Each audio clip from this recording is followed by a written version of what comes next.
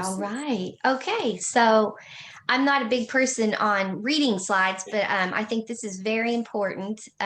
Becoming more organized as a coordinator can help you feel more confident and in control. And that goes to what Barbara just said. I don't know about you, but if my office is in chaos, my brain is in chaos. There's been some studies long ago, and some people have debated this. I've talked with a lot of people about organization. Not that I'm really super organized, but they said that creativity happens when there's a lot of chaos. So, just the opposite of what I've said. So, there's studies, there's actual studies that go both ways. But for me personally, and for me being a coordinator for 12 years, I know when I walked into my office, if my desk was straightened up and my things were put away, and I know how offices work, I would walk into my office and there would be 6 bags of clothes with a little question mark on, like, wonder who gave me those kind of things. So I understand that people drop things off, but it's just really important if you have control over straightening up some things before you leave at the end of the day. I think it starts your day off, makes it a better start. So if, like Barbara said, if you have things in order, it does save you time. If you have those papers put in, or are those files put in a folder, when you go to that meeting, you can pull those files up on your computer, or you'll have that file folder that you can pick up before you leave for the meeting or before you get on a Zoom call. So, we're going to talk about the required documentation for Frisk. And like Barbara said, this presentation was developed around the monitoring tool because as a new RPM, I was going out and people were like, I just can't get things organized. I want to get things organized. So, if I am monitored, wow, I have everything in place. So, we hope to offer strategies to organize that information, and we hope to be able to provide some creative ideas for organization that will help you keep track along the way and all year long. All righty, next slide, please. Okay, I'm going to refer to Ben Franklin. By failing to prepare, you are preparing. By failing to prepare, you are preparing to fail. So just a quick little short snippet. I try to remember that whenever I'm working on it with a team too. I want to make sure that I'm doing my part and trying to be prepared. All right. Next slide, please. And I'll pass it to Barbara. Okay, so just to begin with, we're going to talk about times that you can prepare to become more organized. And you may be thinking already in your job, when am I going to have time to do all this? Because we know as coordinators, one day is not the same as the next. You never know what you're going to find. Like Betty said, you could walk into an office full of donations. Maybe you had backpack food delivered. It's all stacked up everywhere, or there's a crisis when you first get into the office. So hopefully we can share some ideas that will help you. One of the best times that I found to get organized and to plan was during the summer.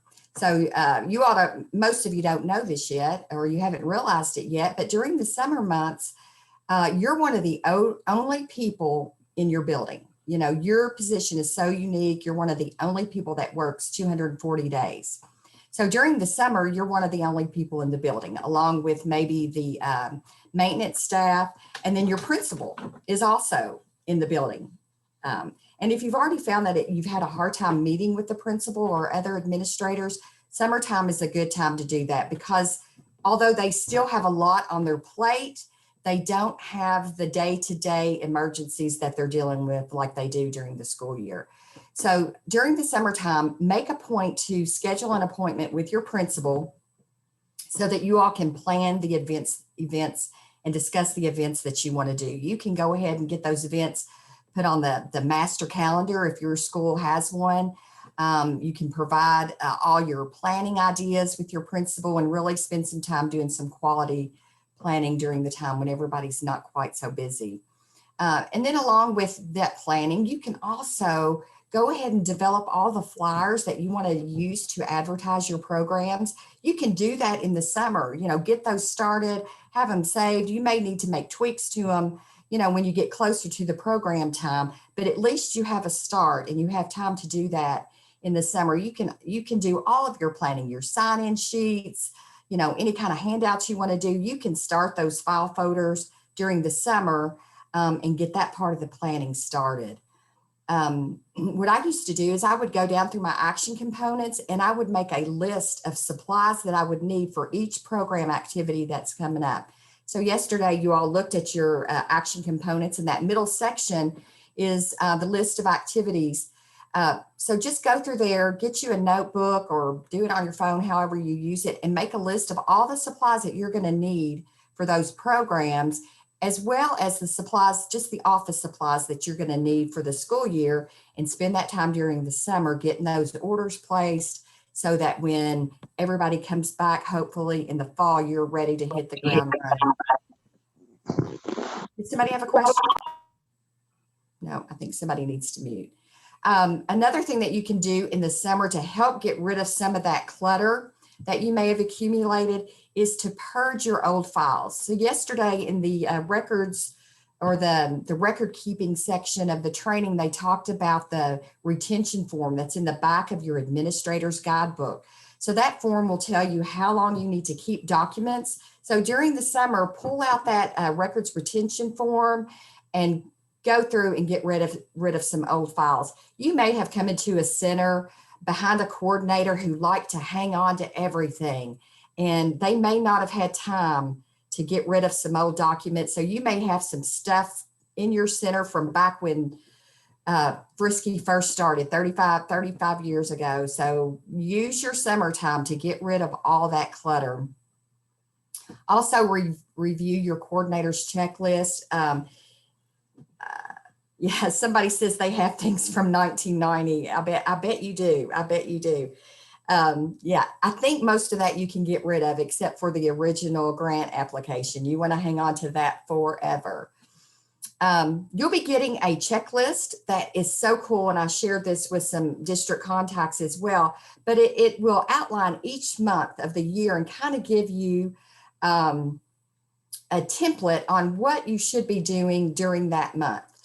So that is a great organization piece. It's pretty general, so it may be a document that you want to take and add some things to that you want to do every year in August, or you want to do every year in September, but it's a great starting place. So we are on section 9, is that right? I think it's what Betty's telling us. And then also look over your due dates document. I think we have that in your manual as well.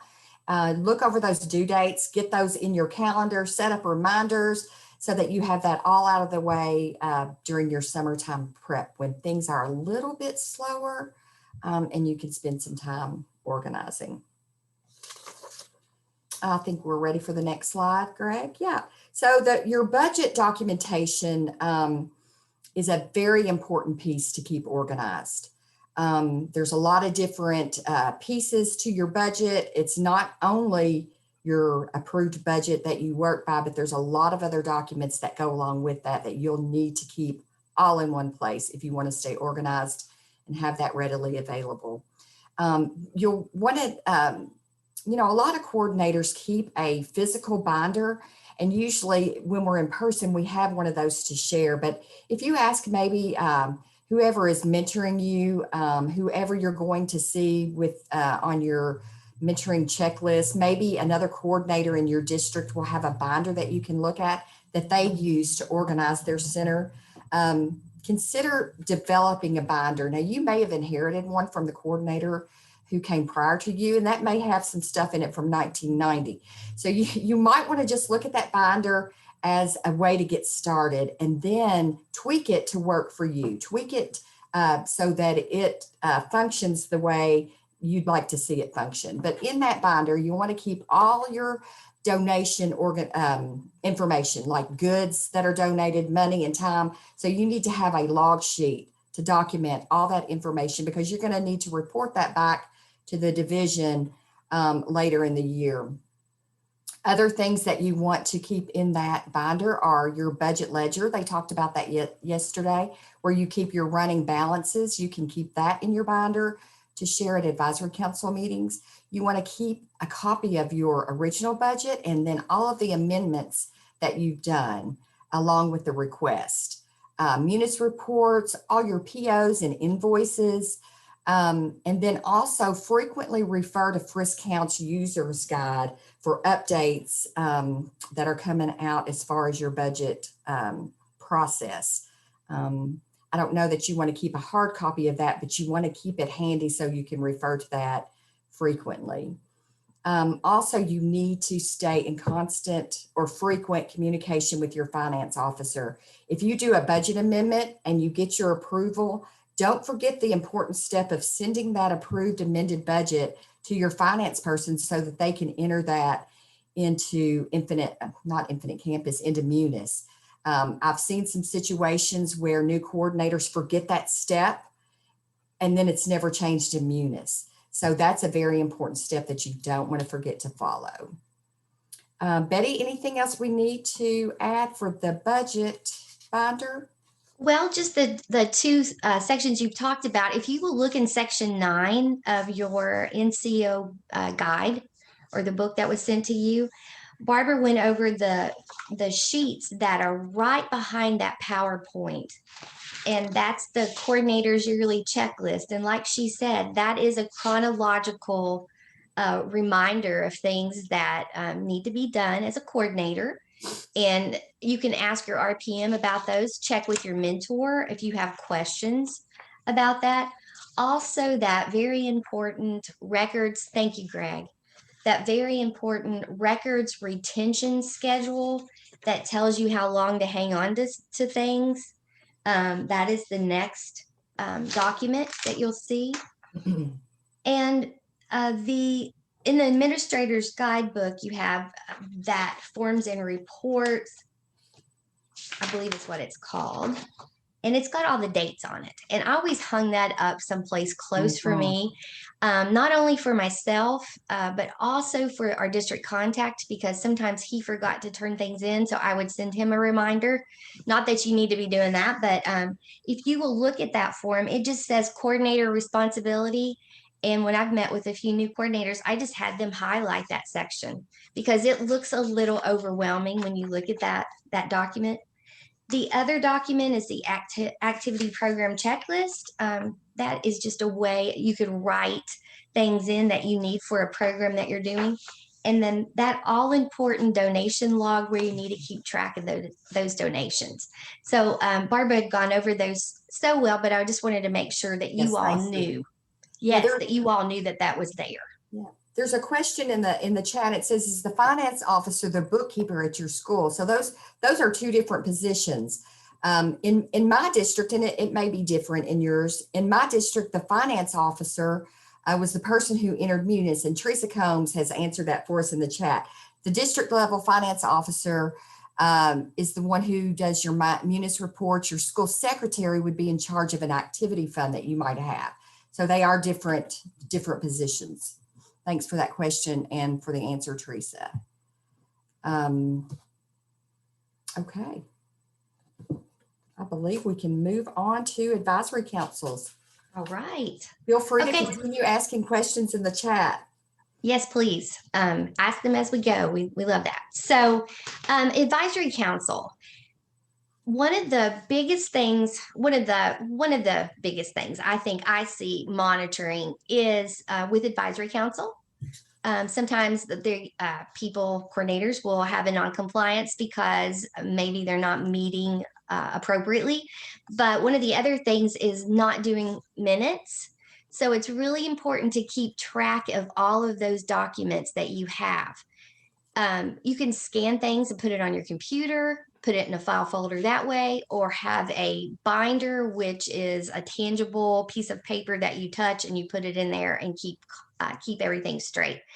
I'm a binder person. A lot of people aren't, but binders always help me to see that I was organized. So with the advisory council, please create a binder if you choose to upload your information to Frisk Counts. or you can upload your, upload your information to Frisk Counts. The ratio chart, that's something we talked about the other day. And that's just that sheet looking to see um, if you had the appropriate amount of people on your advisory council. And as a new coordinator, oftentimes people will drop off or you'll have to add people. So that's a very important piece. Okay, we have a question. Is uploading AC meeting information a requirement? Okay, so meeting minutes is something that you'll have to ask your RPM. Some RPMs ask that you upload them. Some RPMs don't. So ask your RPM. I use it as a best practice with my region. So I asked them to upload the meeting minutes. It's very helpful if you leave for the new coordinator to have all those minutes on Frisk Counts. If you came into a center and that coordinator before you uploaded the meeting minutes, it would serve as a historical record for you to know who is on your council and how many meetings they've had. They could keep it as a paper copy as well, but that's something you'll need to ask your RPM, and that's a great question, Deetra. Information to pass on to your council, that's something that you'll need to keep record of in your advisory council binder. All your agendas. I think Will went over this the other day in our advisory council section. Sign-in sheets are very important to keep, no matter if it's an advisory council meeting or a large activity. Meeting minutes, how you advertised your minutes. One of the coordinators in Region 4, she takes pictures of how she advertises her meetings, and that is if it's on the marquee outside, she will keep a copy of that, of how she advertised her meetings. And then handouts and newsletters, whatever you hand out to your council and newsletters you give them, that's important to keep as well. And when you visit your mentor, if they are a binder person, you can ask them how they keep everything organized. Is it chronologically? Is it all the meetings together? Do they color code everything, or all the minutes run off on pink or whatever? There's so many different ways you can organize that to kind of keep everything straight. All right. Any questions on that part? Okay, I think I got Deetra's question. So I think we are ready to move to the next slide. Greg, please. Okay, as far as administration, like we said, each section of this is done from the monitoring tool. So one of the things that coordinators have done that I've visited is they have color coded their components. So when you looked at your grant or your work plans or your activities or whatever you call them, CPP yesterday, when you looked at those, you could color code those, like your health component could be one color. That's a good way to keep everything straight. Having the guidebook is mandated. So a current copy of the guidebook. So you can have that on your desktop, or you could run a copy and keep it in a binder. I'm a paper person, so I've probably killed too many trees in my life, and I apologize for that. But I like to print a copy of the guidebook, and I like to put post-it notes or highlight things that are important. Certain pages coordinators are always calling about, so I will just turn to that and go, oh, in your administrator's guidebook, look on this section, personnel, on page 42 or whatever. The contract, Russell and Lisa went over that yesterday. You are mandated to have a current copy of that. So know that you have different years, things change on those things. So having a contract from 1990 doesn't work. You need to have a contract for this year and make sure that it's current. Make sure it has fiscal year 21. The administrator's guidebook, there's constant changes with those. So make sure you have an updated copy of that. District contacts are supposed to send these things out to you. If you don't get that from them, please contact your RPM and they can get you the current and most updated copy. And Frisk Counts User's Guide. Please, please, please make a copy. Refer to that. All of the budget amendments and all of those things, how to change your components, everything is in that. Tanya has worked so hard to make sure that those instructions are perfect. And please, please, please use that. Page 24 is where it starts for budget amendments. So if you need to refer to that, please, please, please do so. You can find most, or if not all, the answers to your questions for Frisk Counts if you follow those step by step. Do you all think I really want y'all to use that Frisk Counts User's Guide? You think I might? Yeah. Okay. All right. All right. All right. We can move on now.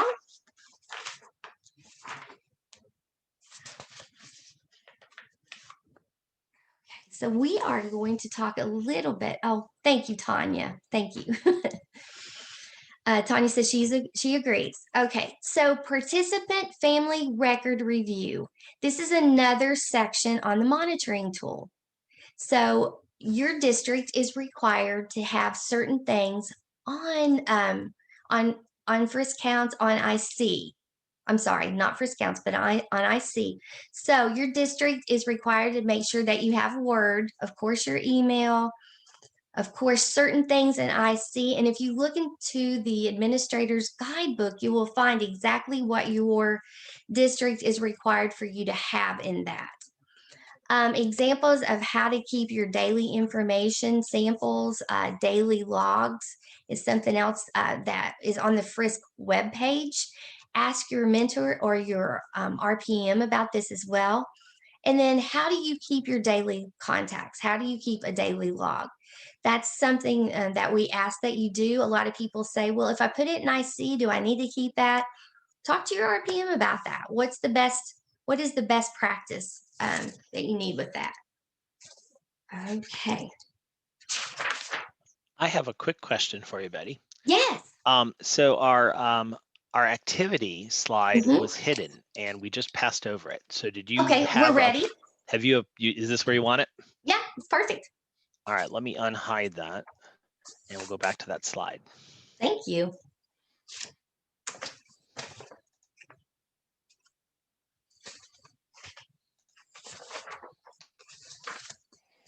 All right, everybody. We have something to break things up a little bit. All right, and so what we've got is we've got a quick activity. It is going to be a puzzle, and hold on just a second. I want to be very careful how we describe the instructions for this. So what I'm going to do is I'm going to be putting a link into the chat. So if you don't have the chat open, just go down to the bottom of your screen and open up chat. And so here's what you're going to do. We're going to put a link in the chat and we're going to send you to breakout groups. And Betty, how many people do you want in a breakout group? Betty or Barbara? 5, 6. 5, 6. Okay. Yeah, so you'll be in a breakout group with about 5, 6 people. Lots of you can open up the link by just clicking on it, but we'll need somebody, preferably somebody sitting at a computer, to actually share their screen. And then we want you to work as a group. And keep in mind, we're talking about organization. So one person will work the puzzle and share screen. There is no start button. So as soon as you get into the link, you should be on the puzzle. It shouldn't take a really long time to do. This is not a race. This is really more about the process. And then we'll talk a little bit about that at the end. If you get done with your puzzle, just leave the breakout room and come on back to the room. We have about a 7-minute limit. So if you haven't finished at that time, your breakout may just pull you back. Okay, any questions before we get started? All right then, here is the link. And here come the breakout groups in just a moment. So I'll give you just a second. So if you want to copy that link or actually maybe even just click on it.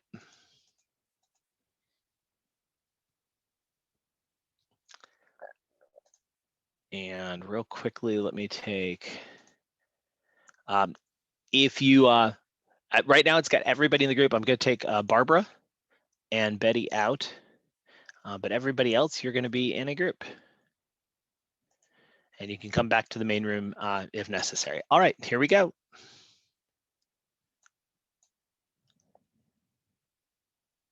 seconds. That was fun. Good. Great. All right.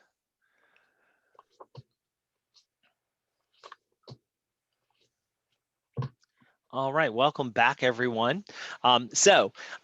When we do NCO in person, this is an actual puzzle activity. So each table of participants gets a puzzle, and that's the way it would work. So it's obviously more challenging to do it as a virtual activity. So we'd love to hear from some groups.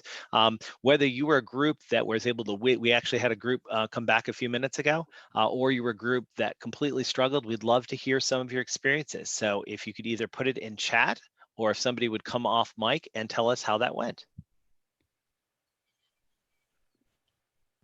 I will. Oh, Go ahead. you I got was it. supposed to say we were close, but didn't get all the way. Okay. Did you have a little trouble at the front end getting it shared and started? Yeah. Yep. Okay. Let's see. Our Molly, group I was think you were going to say something. Yeah, I was just gonna say, ours, we got it done. At the start, it was not hard, but then we started using like, okay, 1950 on the screen or vintage lover down 2 or something. So that was easier for me to find like what what pieces they were trying to identify. So using clues on the screen. Great. And that gets into exactly the kind of communication and organizing ideas that we're talking about. Shinzetta, I think you were going to say something before. Our group finished it, and the help was really good because some of the pieces were hidden and I couldn't tell they were hidden, and someone could see it was hidden. So we all kind of worked together. They were like, it's over to the left. So we worked together. It was good. Nice. Great. Anybody else like to share maybe some tools and tricks that you used that helped I your can, group? Greg. Go ahead, Deidre. Well, when our group started out, we first tried to find all the edge pieces, and I was the one who did it. And there were, like Shanzetta said, there were several that I didn't see. So there was someone who was like, "Hey, you see that green piece on the left? I think that may be an edge piece that's under another piece." So that kind of helped us. So then, instead of just saying, "Hey, that piece over there was that blue piece," it may be part of that desk, or it was like a very descriptive thing. It wasn't just look to the left. Okay, you're on that piece, go up 2. I think that may go over by the teacher. So it was a very descriptive thing, although it was still kind of awkward because it's like, sorry about that. It was still kind of awkward because it's like, okay, I can't physically see which one you mean, but we talked it out, and it went really well. Terrific. Anyone else? And I think Dieter got to some of the organizational techniques. So I am a huge puzzle fan. In fact, we have game nights. Well, we used to. It's been about a year now, but we're looking forward to having game nights again soon. And one of my favorite games is we'll put people either individually or on teams, and everybody gets a 100-piece puzzle. And everybody spreads out, and it is a race. And so it's really interesting to see different people's organizational systems on how to put a puzzle together. A lot of people will start with the border. A lot of folks will gather all the pieces into color groups, especially if you're doing a big 500 or 1,000 or 2,000 piece puzzle. And so those are all organizational strategies. And if you play the puzzle game, a lot like our family tends to do, we don't all have the same strategy. And so you get to see different organizational strategies kind of play out. So I love this activity. I hope you like it. Now, we were discussing while you're all in breakout some other parts of the breakout, because one of the things, and now that you have this link, and by the way, there are all kinds, there's hundreds of, maybe even thousands of puzzles. We were talking about self-care yesterday, and I use this as a great stress relief. So, doing puzzles like this could actually be an element of self-care. It's definitely an organizational piece.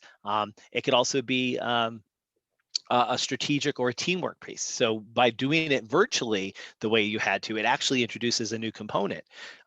So like Dieter was talking about, and Shinzetta mentioned, that you have to figure out a way to communicate because only one person is able to move the pieces. So it'll be interesting. We'll have to figure out how we adapt this when we bring it back to in person. Okay, so I'm going to get you back to the PowerPoint here. And let's see, is it still sharing? I'm gonna make sure we're sharing again. All right, and Betty, I think you had a couple more things you wanted to add on this slide here. Yeah, before I move on, I just want to say somebody said they pushed the help button. We are your all's help button. So please reach out. Your RPM, your mentors. So please, please, please. One of the things I really want you to get out of this session is that we are here for you to help with those organizational skills and anything else that you need. One of the things I wanted to mention that I failed to mention here with IC, I know it's been mentioned several times, but please, please, please make sure your IC is up to date. There are other people, places that use that data. KDE will often call and say, can you give me some information on a certain district and those kind of things. So make sure that information is up to date and that you're entering it. If you are 2 weeks behind, then you're non-compliant. So make sure that it's up to date. I just wanted to bring that part up, and then we'll move on to the large activity books.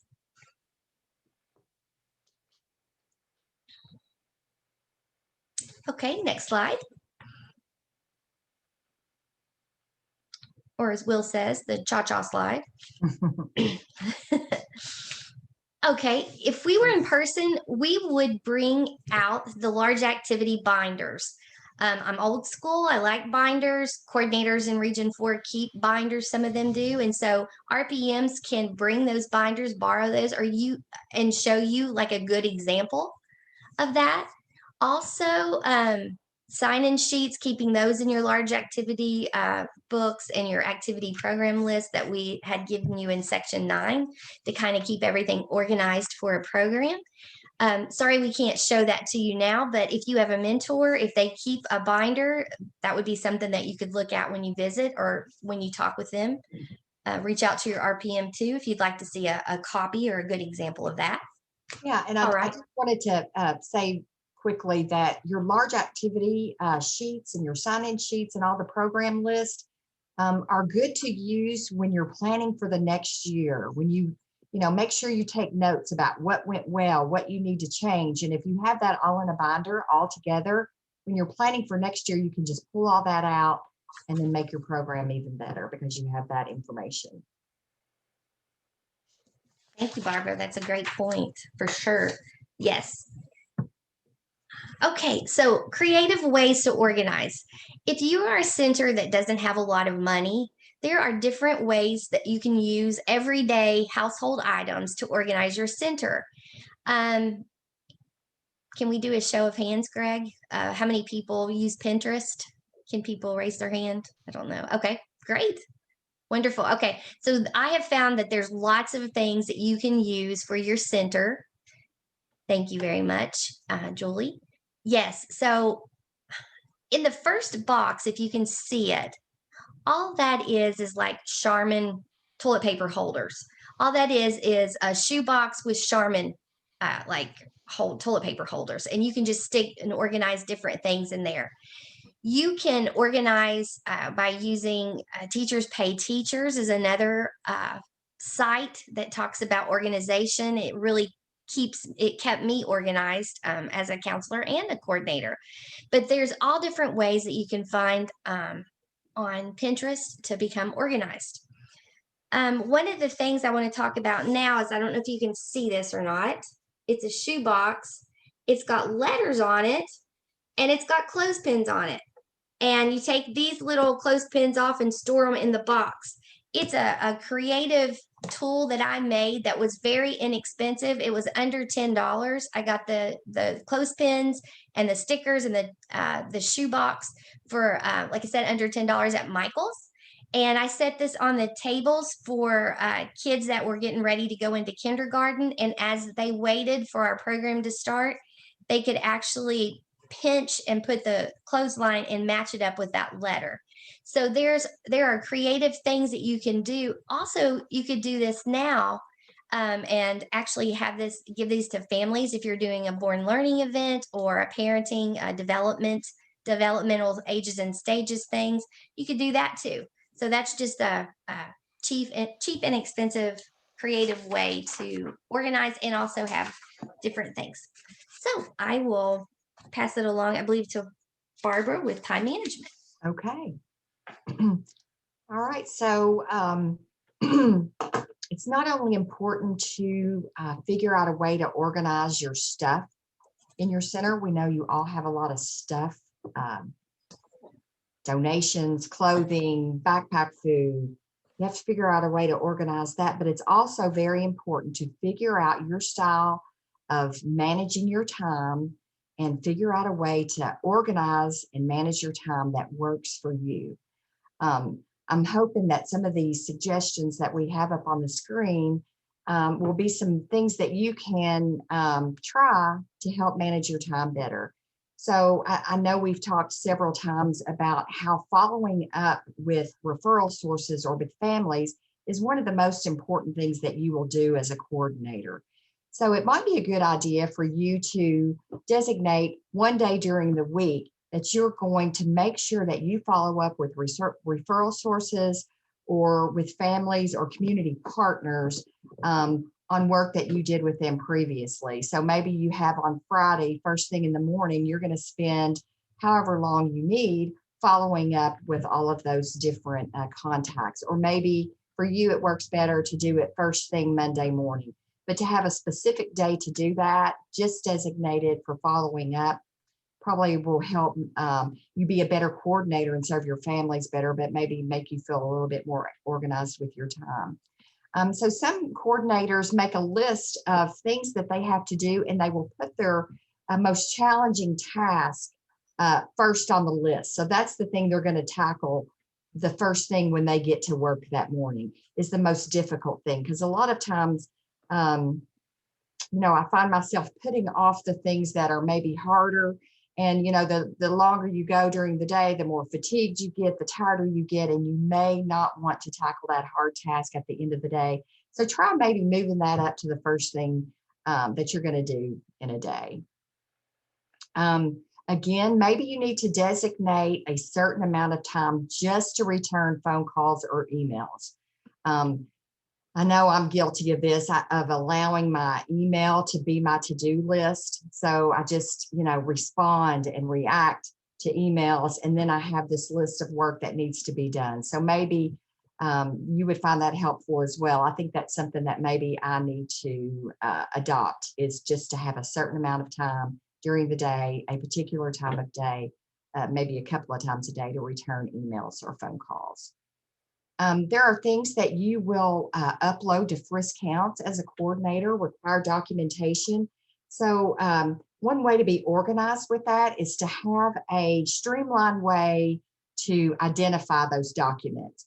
So I know a lot of RPMs recommend that their coordinators begin labeling that document with whatever physical year you're in.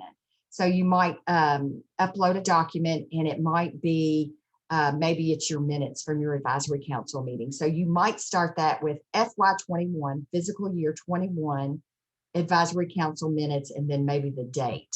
You may not like that description, but whatever you choose, make sure that you're consistent with that, with the way that you describe your documents on Frisk Counts when you upload it. It will make it so much easier for you to find what you need when you go back. So it'll save you a lot of time. Set priorities for yourself. If you haven't figured it out already, people are going to be coming at you at all angles with requests to either provide a service or to do a program or to serve on a committee. So, keep your mental health in mind, keep your priorities set, what's most important that you do as a coordinator, and just remember it's okay to say no. You don't have to volunteer for everything. You don't have to have your hand in everything that's going on in your school. Your priorities are your work plans, your CPP, the most pressing task that's related to your Frisk work. That's what's priority. Make sure that it's okay to say no to other things and take care of yourself.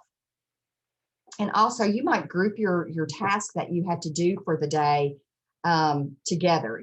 Those things that take maybe the same resources or a similar amount of time, or maybe you have certain errands that you need to run in the building with different people. Look at those, where do I need to go first? What can I tackle in this part of the building together?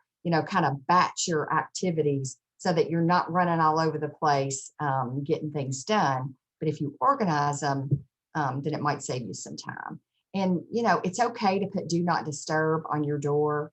We'll be writing CPPs this year, and maybe it's not that way for everybody, but when I was a coordinator and I was writing my CPP, I had to be laser focused, because if I had all these distractions out here, then it was really difficult to write a really good CPP. So anything you're doing, if you need some time for quiet, you need some time to focus on a project, don't be afraid to put that do not disturb on the door. And don't be afraid, and don't skip your lunch. This is something I did sometimes, and I wish that I didn't. Put a note on your door, gone to lunch. Make sure you take that time for yourself. I hear so many new coordinators saying, oh, I just don't have time for lunch. There's so many people that I need to help, and there's just not enough hours in the day. Well, you're going to burn yourself out if you don't take that time just to de-stress, talk with, a friend at work, have your lunch, separate yourself a little bit from your work. You're really going to burn out, and you're not going to be doing anybody any favors if you don't take those breaks that you need. So take your lunch. And when you're working on a project, close your email, close the notifications. Greg just taught us before this Zoom call how to silence our notifications on our emails. I'm glad to know that, because if I'm working on something and I hear that email, like I said, I'll let that email be my to-do list, and it's hard for me not to jump on there and see what it is. So close your email, silence the notifications, so that you can have the time you need to do the work you need to do. I think there were some comments in the chat. Maybe we want to look at those real quick. Oh, anyone have lunch duty requirements like me? That sounds like a question for an RPM to address. If that's happening, if you have lunch duty, that's an issue you need to discuss with your RPM. Our contract and our guidebook says that coordinators shouldn't have those regularly scheduled duties, because if you're doing lunch duty, who's doing the frisk duty? Who's doing the YSC duty? So that's definitely something you need to talk with your RPM about, and they can help you address that. Julie, do you always skip your lunch? Is that what you're saying? Maybe when you go back to work, you can work on that. Start taking your lunch. Enjoy a break. Okay. And I'll add one piece here. And Yes. Barbara, you just made a point. We know that these are good organizational techniques, and we can, like, I'm listening all through this, and yup, I do that. Yup, I do that. Yup, I let email right. Yup, I skip my lunches. So there's two parts to this, right? A lot of us know these good organizational tips, but putting them into actual practice so that you don't burn yourself out, that is huge. I'm so glad you said that.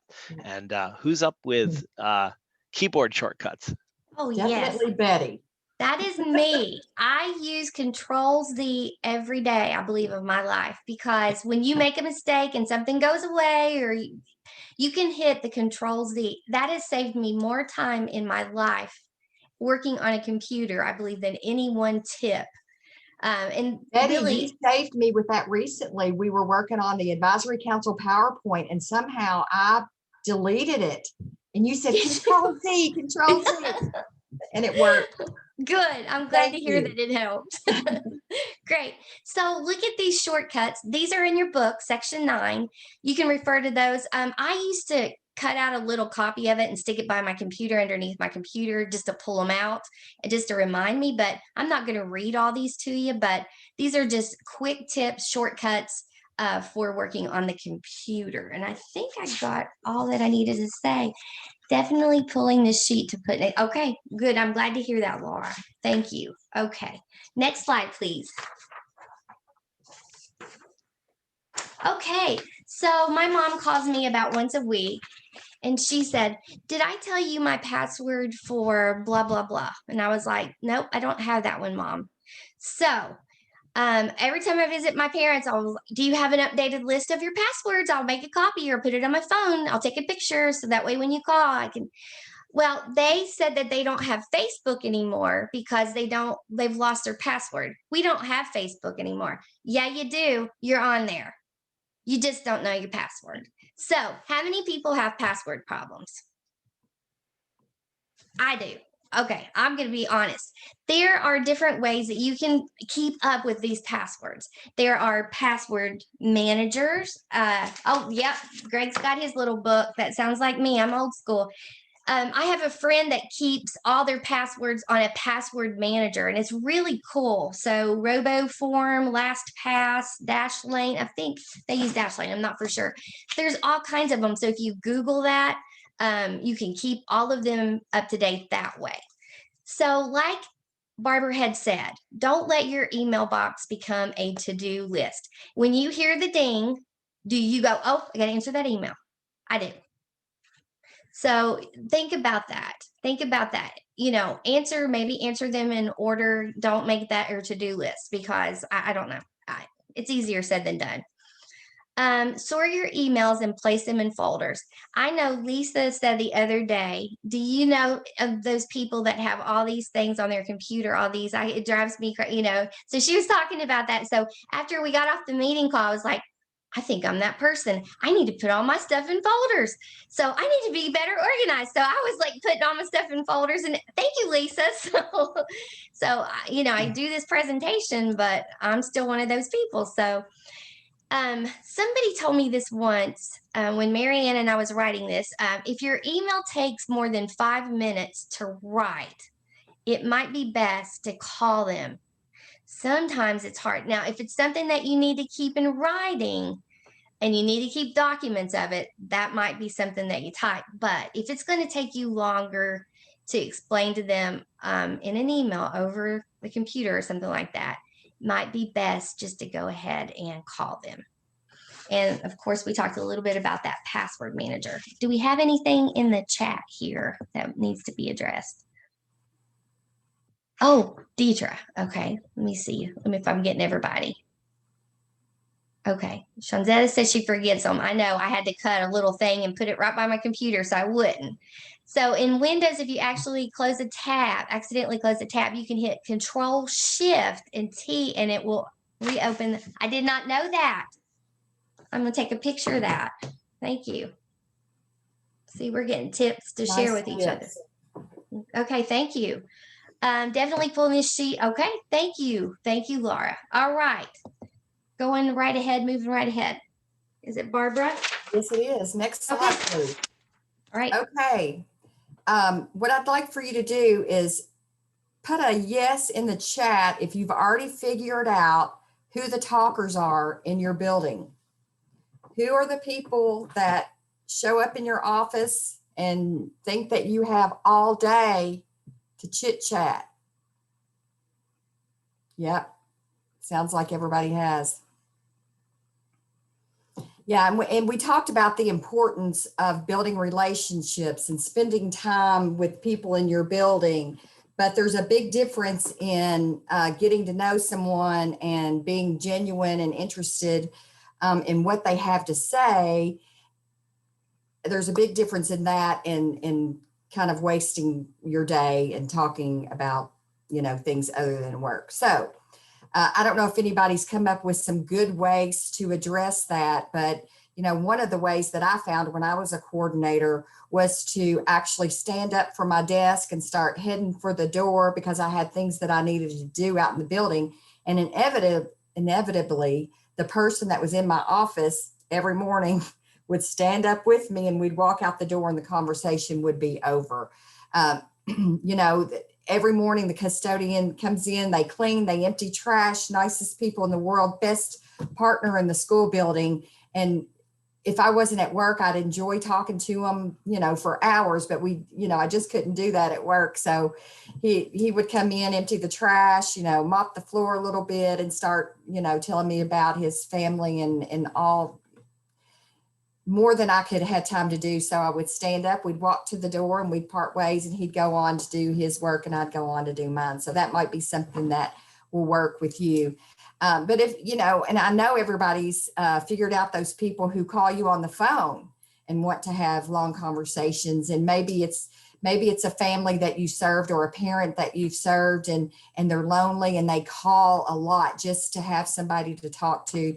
That's fine to build that relationship. It's fine to spend time on the phone with them, but you can't always do that. And you might just have a phrase that you use with people that you can't get away from that said, oh, great to hear from you. I've got a few minutes. What's up? Or, however much time you have, if it's not an emergency, if it's just something where, they want to chit chat, you might just say, I've got a few minutes. What's going up? And then that way you kind of set the stage that you've got other things going on. But hopefully those 2 little tips will help. If anybody else has any great tips for this, put it in the chat. We could all learn from this. Okay, let's see if, yeah, everybody's figured out who it is that likes to talk in the building. Do you also know the person in your building who has a desk that looks like this? Hopefully it's not you.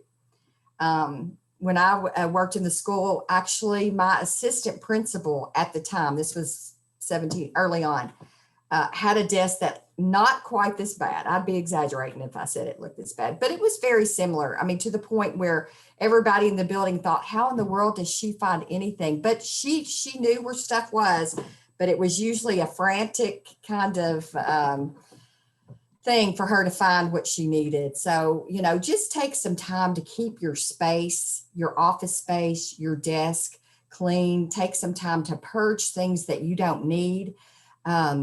Free your office of clutter. If you free your surroundings of clutter, then your mind hopefully will be free from some of that clutter. It's the most important space is right there on your desktop. So, it might be a good practice for before you leave for the day, just kind of scan your desk, organize your piles, or maybe purge some of your piles, get it nice and clean so that when you walk in the next morning to tackle your day, you have that nice clean space. Another thing that I need to practice, but it will mean so much to you if you can have that clean space when you walk in the morning.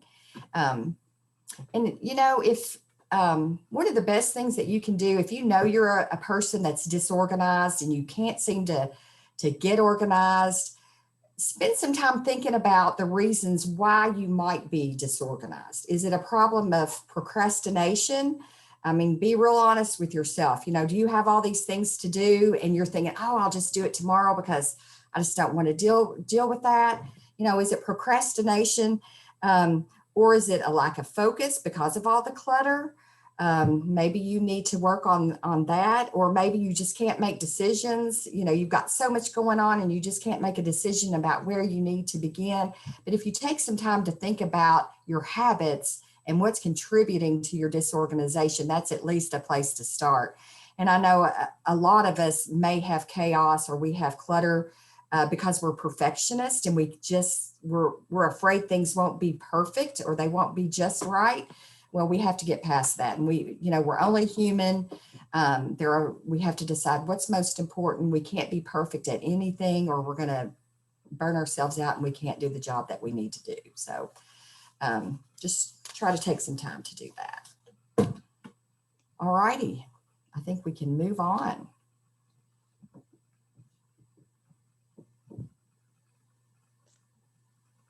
I think this is Betty.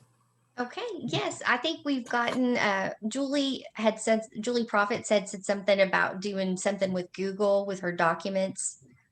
Oh, I think it was her daily log, maybe. Okay. Yeah. I read that. Copy? Wonderful. Yes, I'm glad you mentioned that. That's a good idea. I know a lot of people are using Google now. So if that's I your use thing. that because you can access it from anywhere. You just sign into your Google, and that way, if you don't Absolutely. have your computer or your laptop, you can do it from anywhere. And then every that's month, I just perfect. print it off and put it in a folder. That's great, Julie. That's great. Thank you. And I think that's it. I think I will tell you, Barbara was talking about, there are psychological studies that are done about people's desk. If you Google that, there's a guy that's done all these studies on what your desk tells about you. So it's pretty funny. It's good stuff. So I think that is it. If you all have questions, let us know. Okay. All right, everybody. Thank you. Well, thank you all. Thank you. And Barbara and Betty, thank you for a great first session. So at this point, we are going to take a very quick break, 12 minutes, and we'll be back here for the last session of new coordinator orientation. So go ahead and take care of yourselves, take a quick break, and we'll see you back here in 12 minutes.